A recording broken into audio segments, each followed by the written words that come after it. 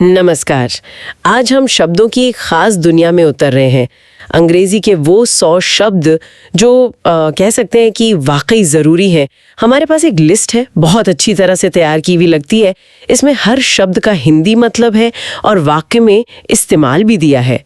तो आज हमारी कोशिश ये है कि इन शब्दों को सिर्फ रटे नहीं, बल्कि समझें कि ये आम बातचीत से लेकर ख़ास मौक़ों तक कैसे काम आते हैं। ये लिस्ट तो काफी साफ है, मददगार भी है, लेकिन हम इसे थोड़ा और कुरेद कर देखेंगे, मतलब समझेंगे, इस्तेमाल के तरीके जानेंगे। तो चलिए शुरू करते हैं ये भाषाई सफर। लिस्ट 4 हिस्सों में है। रोजमर्रा के शब्द, फिर अकादमिक या औपचारिक टाइप के, फिर भावनाओं से जुड़े हुए और आखिर में कानून या अपराध जगत वाले शब्द। देखना दिलचस्प होगा कि ये अलग अलग खांचे कैसे भाषा की पूरी तस्वीर बनाते हैं। पहले बात करते हैं उन शब्दों की जो शायद हमें रोज सुनने को मिल जाए या इस्तेमाल करने पड़े। ये हमारी बातचीत की बुनियाद जैसे हैं। जैसे एक शब्द है अबंडेंट। अबंडेंट यानी प्रचुर। वाक्य है water is abundant in this village. इस गांव में पानी प्रचुर मात्रा में है। सुनने में सीधा लगता है ना? एहसास छुपा है। ये सिर्फ काफी यानी इनफ नहीं है, उससे कहीं ज्यादा है। जैसे किसी के पास आइडियाज अबंडेंट हो तो मतलब है कि आइडियाज की कोई कमी ही नहीं है, वो लगातार आते रहते हैं। ये शब्द हालात की एक खास तस्वीर पेश करता है। सही कहा। इसी तरह एक और आम शब्द है डिलिजेंट। डिलिजेंट मतलब मेहनती। वाक्य है he is a diligent student. वह एक मेहनती छात्र है। ये सिर्फ मेहनत करने वाला या हार्ड वर्किंग से थोड़ा अलग कैसे है? देखिए, डिलिजेंट में सिर्फ मेहनत नहीं है, बल्कि लगन और बारीकी पर ध्यान देना भी शामिल है। कोई मजदूर भी हार्ड वर्किंग हो सकता है, बिल्कुल, लेकिन एक डिलिजेंट छात्र या कर्मचारी अपने काम को ध्यान से, सावधानी से और लगातार करता है। इसमें एक तरह की कर्तव्य निष्ठा यानी कॉन्शियसनेस का भाव है। ये शब्द किसी के काम करने के तरीके की तारीफ करता है, सिर्फ मेहनत की नहीं। अच्छा, ये बारीकियां ही तो भाषा को दिलचस्प बनाती हैं। कुछ शब्द सीधे सीधे पर्सनालिटी बताते हैं, जैसे बेनेवलेंट, बेनेवोलेंट यानी दयालु या उदार राजा, या फिर ठीक इसका उल्टा हॉस्टाइल। हॉस्टाइल मतलब शत्रुतापूर्ण व्यवहार। और कुछ शब्द हैं जो स्थितियों का हाल बताते हैं, जैसे एम्बिग्यूअस। एम्बिग्यूअस बयान, हिज स्टेटमेंट वाज एम्बिग्यूअस, मतलब जिसका मतलब साफ ना हो, शायद 2 मतलब निकलते हों। हाँ, ये शब्द बातचीत में बहुत काम का है, हमें बताता है कि कहाँ और स्पष्टता चाहिए। बिल्कुल। और एम्बिग्यूअस की बात करें तो ये समझना जरूरी है कि अस्पष्टता कई बार जानबूझकर भी लाई जाती है। राजनीति में, डिप्लोमेसी में ये शब्द खूब इस्तेमाल होता है। दूसरी तरफ सीरीन। सीरीन यानी एकदम शांत झील या माहौल। ये शब्द सिर्फ शांत या काम से ज्यादा गहरा है। इसमें एक तरह की शांति और स्थिरता का एहसास है। सोचिए, सुबह की सीरीन झील और ट्रैफिक जाम में फंसी गाड़ी में काम रहने की कोशिश करने वाला कोई इंसान। दोनों में शांत का लेवल कितना अलग है। हाँ, ये तो है। और रोजमर्रा की जिंदगी में मंडेन, मंडेन यानी नीरस, रोज एक जैसा काम। या टीडीएस, टीडीएस यानी थकाऊ और उबाऊ काम भी होते हैं। लिस्ट में कैंडिड भी है, साफ साफ बोलने वाला। विटी, हाजिर जवाब। वल्नरेबल, असुरक्षित। और वेरी, सतर्क। ये सब दिखाते हैं कि आम बातचीत में भी कितनी तरह की भावनाएं और स्थितियां होती हैं। जैसे विटी होना सिर्फ मजाकिया होना नहीं है, नहीं, बल्कि सही समय पर सही चतुराई भरी बात कहना है। बिल्कुल। और वल्नरेबल को समझना कितना जरूरी है। ये सिर्फ शारीरिक कमजोरी नहीं, भावनात्मक रूप से खुला होना या किसी चीज के बुरे असर के प्रति ज्यादा संवेदनशील होना भी है। जैसे बच्चों का बीमारियों के प्रति वल्नरेबल होना एक बात है, हाँ, और किसी रिश्ते में अपनी भावनाओं को लेकर वल्नरेबल महसूस करना बिल्कुल दूसरी। ये शब्द हमें मानवीय स्थितियों की नाजुकता समझाता है। इस सेक्शन के शब्द सच में हमारी रोज की समझ और संवाद की रीढ़ हैं। चले अब गियर बदलते हैं। उन शब्दों की तरफ चलते हैं जो अकादमिक दुनिया में या रिसर्च पेपर में या किसी गंभीर चर्चा में ज्यादा सुनाई देते हैं। यहाँ भाषा थोड़ी सटीक और नापतोल वाली हो जाती है, जैसे एब्स्ट्रैक्ट। एब्स्ट्रैक्ट यानी अमूर्त विचार जिन्हें छू या देख नहीं सकते। बनाम एम्पिरिकल। एम्पिरिकल यानी अनुभव या प्रयोग पर आधारित डेटा।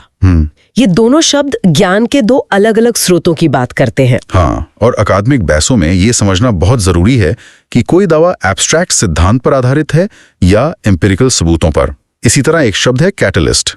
कैटलिस्ट यानी उत्प्रेरक, कोई ऐसी चीज जो किसी प्रक्रिया को तेज कर दे या संभव बनाए। वाक्या था, education is a catalyst for change. हाँ, शिक्षा बदलाव का कैटलिस्ट है।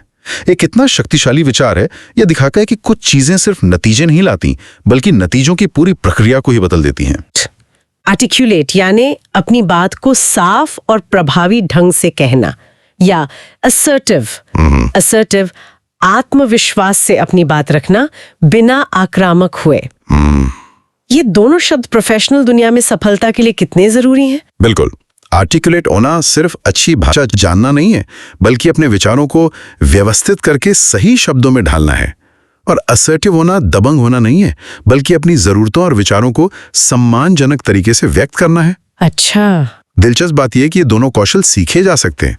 इसी तरह किसी समस्या को एलिविएट करना यानी उसकी तीव्रता कम करना, या जानकारी को डिसेमिनेट करना यानी फैलाना, ये शब्द प्रक्रियाओं को बहुत सटीक ढंग से बताते हैं। सोचिए, अगर कोई तर्क कोहेरेंट यानी सुसंगत न हो तो उसका कोई मतलब नहीं रहता। सही बात है। या कोई प्लान कॉम्प्रिहेंसिव यानी जिसमें सब कुछ शामिल हो, वो ना हो तो उसकी सफल होने की उम्मीद कम हो जाती है। ये शब्द अकादमिक या पेशेवर माहौल में स्पष्टता और गहराई लाते हैं। एकदम सही। और इसी तरह किसी दावे को सब्सटेंशिएट करना मतलब सबूतों से पुख्ता करना, ये अकादमिक ईमानदारी की निशानी है। या फिर कॉन्ट्राडिक्ट करना यानी किसी बात का खंडन करना, या किसी स्रोत का क्रेडिबल यानी विश्वसनीय होना। ये सब क्रिटिकल थिंकिंग, आलोचनात्मक सोच के लिए बेहद जरूरी हैं। हाँ, इस सूची में एडेप्ट भी है, यानी निपुण, एनालगस समान, हाइपोथेटिकल, काल्पनिक, इनेविटेबल, अवश्यंभावी और प्रैग्मैटिक, व्यावहारिक। ये शब्द विचारों को और बारीक बनाने में मदद करते हैं। हाँ, प्रैग्मैटिक होना यानी सिर्फ सिद्धांतों पर नहीं, बल्कि व्यावहारिकता पर ध्यान देना, ये सोच कई बार बहुत कारगर साबित होती है। एक तरफ एक्सटैटिक यानी खुशी से झूम उठना, जैसे जीत के बाद फैंस का हाल होता है। हाँ। दूसरी तरफ मेलनकली यानी गहरी उदासी जो पूरे माहौल में छाई हो सकती है। और इन शब्दों की खूबी यह है कि ये भावनाओं की तीव्रता और प्रकार को बहुत सटीक रूप से पकड़ते हैं। सिर्फ खुश या उदास कहने से वो बात नहीं आती। एक्सटैटिक में एक तरह का उन्माद है, हाँ, जबकि मेलनकॉली में एक शांत गहरी उदासी। इसी तरह अफेक्शनेट यानी स्नेही स्पर्श या गले लगाना, और कंपैशन यानी दूसरों के दुख के प्रति सहानुभूति और मदद की इच्छा। ये दोनों सकारात्मक भावनाएं हैं, पर हैं अलग अलग। बिल्कुल। और रोजमर्रा की भावनाएं, जैसे किसी की मदद के लिए ग्रेटफुल यानी आभारी होना, या किसी की सफलता से एनवियस यानी ईर्ष्या महसूस करना। कभी कभी हम जिम्मेदारियों या भावनाओं से ओवरवेल्म्ड यानी अभिभूत भी हो जाते हैं। लगता है जैसे सब कुछ एक साथ सिर पर आ गया हो। यहाँ ये जानना दिलचस्प है कि अपनी भावनाओं को सही नाम दे पाना हमें उन्हें बेहतर ढंग से समझने और संभालने में मदद करता है। अगर कोई एरोगेंट यानी घमंडी व्यवहार कर रहा है तो उसे पहचानना जरूरी है। या अगर कोई किसी स्थिति में इंटिमिडेटेड यानी भयभीत महसूस कर रहा है तो उसकी मदद की जा सकती है। इस लिस्ट में रेजिलिएंट शब्द भी है। रेजिलिएंट यानी लचीला, जो मुश्किलों से जल्दी उभर जाए। यह आजकल बहुत चर्चा में रहता है ना? हाँ, रेजिलिएंट होना एक बहुत महत्वपूर्ण मनोवैज्ञानिक गुण माना जाता है। ये सिर्फ वापसी करना नहीं है, बल्कि मुश्किल अनुभव से सीखकर और मजबूत होना है।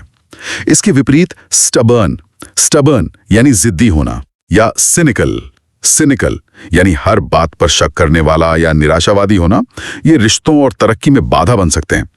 इस खंड में और भी कई भावनाएं हैं। डेवस्टेटेड तबाह, डेस्परेट बेहद निराश, आउटरेज्ड, हाँ, गुस्से से भड़क उठना, स्केप्टिकल संदेहपूर्ण, सिंपैथेटिक सहानुभूतिपूर्ण, टेंस तनावपूर्ण, थ्रिल्ड रोमांचित, ट्रैंक्विल शांत। ये सिरीन जैसा ही है, पर शायद और ज्यादा भीतरी शांति के लिए। अच्छा, अनईजी बेचैन और वेरी थका हुआ। ये शब्द दिखाते हैं कि इंसान कितनी तरह की भावनाएं महसूस करता है। और अब आखिरी पड़ाव, वो शब्द जो कानून, अपराध या औपचारिक कार्रवाइयों से जुड़े हैं। ये हमें अखबारों में, टीवी पर या सरकारी दफ्तरों में अक्सर सुनने को मिलते हैं। जैसे किसी पर अक्यूज करना यानी आरोप लगाना, या अदालत का किसी को कन्विक्ट करना यानी दोषी ठहराना। और फिर आता है वर्डिक्ट यानी अदालत का अंतिम फैसला। ये शब्द कानूनी प्रक्रिया के अलग अलग चरणों को दर्शाते हैं। अक्यूज सिर्फ आरोप है, जबकि कॉन्विक्ट होना दोष सिद्धि है। इनके बीच जांच, सुनवाई, सबूतों का लंबा सिलसिला होता है। इसी तरह हेनस अपराध यानी जघन्य या घृणित अपराध। ये शब्द अपराध की गंभीरता को बताता है, जैसे हत्या या बलात्कार। और इस प्रक्रिया में शामिल लोगों और क्रियाओं के लिए भी शब्द हैं, जैसे अकम्प्लिश यानी सह अपराधी, जो मुख्य अपराधी का साथ देता है। हाँ, पुलिस का किसी को एप्रीहेंड करना यानी पकड़ना या गिरफ्तार करना, या पूछताछ के लिए डिटेन करना यानी हिरासत में लेना। ये शब्द हमें कानूनी व्यवस्था की कार्यप्रणाली समझने में मदद करते हैं, जैसे एलिबाई यानी अपराध के समय कहीं और होने का सबूत। ये बचाव पक्ष के लिए बहुत महत्वपूर्ण हो सकता है। हाँ, या डेफोमेशन यानी मानहानि, किसी की इज्जत को नुकसान पहुंचाना। एम्बेजलमेंट यानी गबन, पैसों की हेराफेरी करना। और पर्जरी अदालत में झूठी गवाही देना, जो अपने आप में एक अपराध है। ये तो काफी गंभीर शब्द है और इनके कानूनी मायने भी गहरे हैं, जैसे पुलिस का अवैध सामान कॉन्फिस्केट करना यानी जब्त कर लेना, या अपराधी को इनकार्सरेट करना यानी जेल में डालना। बिल्कुल। और लिटिगेट करना यानी किसी मामले पर मुकदमा लड़ना। कुछ खास सिद्धांत भी हैं, जैसे इम्यूनिटी यानी कानूनी कार्रवाई से छूट, जो अक्सर राजनयिकों को मिलती है। अच्छा। या जुरिस्डिक्शन यानी किसी अदालत या संस्था का अधिकार क्षेत्र। इस लिस्ट में असॉल्ट भी है, हमला। करप्ट, भ्रष्ट। डिक्री, न्यायालय का आदेश। डिस्प्यूट, विवाद। फॉरेंसिक, न्याय विज्ञान संबंधी। फ्रॉडुलेंट, धोखाधड़ी वाला। इलिसिट, अवैध। इंडाइटमेंट, अभियोग पत्र। और रेपकशन, नतीजा या परिणाम। ये शब्द हमें दिखाते हैं कि समाज के नियमों और उनके उल्लंघन से जुड़ी भाषा कितनी विशिष्ट और जरूरी है। तो ये थी हमारी आज की बातचीत 100 जरूरी अंग्रेजी शब्दों के इर्द गिर्द। हमने देखा कि कैसे ये शब्द आम बोलचाल से लेकर अकादमिक, भावनात्मक और कानूनी दुनिया तक फैले हुए हैं। ये सिर्फ शब्द नहीं है, बल्कि विचारों, भावनाओं और स्थितियों को समझने और व्यक्त करने के औजार हैं। बिल्कुल। और याद रखने वाली बात यह है कि भाषा सीखना एक लगातार चलने वाली प्रक्रिया है। इन शब्दों को जानना एक बेहतरीन शुरुआत है, नो डाउट, लेकिन असली समझ तब आती है जब हम इन्हें असल जिंदगी में, बातचीत में, पढ़ने में, सुनने में इस्तेमाल होते हुए देखते हैं। किस संदर्भ में कौन सा शब्द ज्यादा सटीक बैठता है, कौन सा शब्द क्या भावना जगाता है, ये अनुभव से ही आता है।